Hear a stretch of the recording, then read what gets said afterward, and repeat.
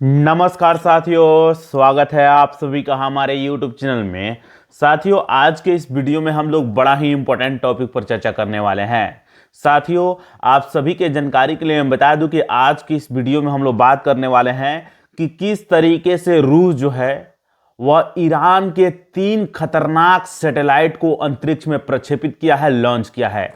जब आप लोग यह जानिएगा और समझिएगा कि उस रॉकेट या उस उपग्रह के क्या क्या खासियतें हैं, तो आपके पैरों तले फिर जमीन खिसक जाएगा। ध्यान में रखिएगा, रूस के इस कदम से पूरा अमेरिका और दुनिया में तनाव बढ़ा हुआ है। देख सकते हैं, मैं रिसर्च पेपर लेकर के आया हूं।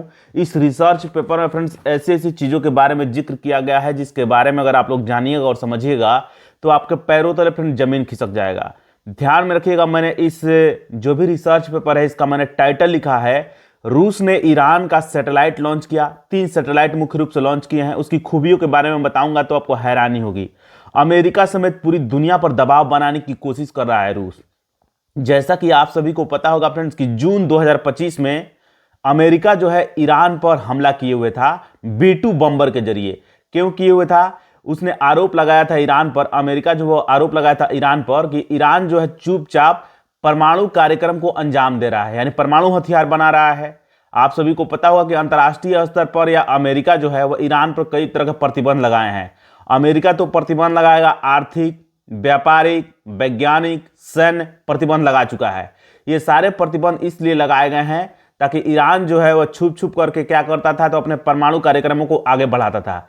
इससे क्या होगा, नॉर्थ ईस्ट में थोड़ा सा तनाव बढ़ने की उम्मीद बताई जा रही थी। आइए देखते हैं कि कौन कौन से सैटेलाइट है, उसकी खासियतें क्या है। रूस के सोयूज रॉकेट से हाल ही में 3 ईरानी उपग्रह अंतरिक्ष में भेजे गए हैं। सोयूज रॉकेट है उसका नाम, ध्यान रखिएगा। अमेरिका द्वारा लगाए गए प्रतिबंधों के बावजूद इन दोनों देशों के बीच अंतरिक्ष सहयोग और मजबूत हो रहा है। आपको पता होगा अमेरिका प्रतिबंध लगा रहा है, फिर भी रूस और ईरान के बीच जो है आपको जितने भी सहयोग बढ़ रहा है, इसके अलावा मजबूत भी हो रहा है उस सबका रिलेशन। तो ये चीजें ध्यान रखिएगा। प्रक्षेपित 3 उपग्रह पाया गया है, जिसमें पहला उपग्रह का नाम है पाया, दूसरे उपग्रह का नाम है जफर-2 और तीसरे उपग्रह का नाम है दूसरा कौसर। तो ये चीजें ध्यान रखिएगा।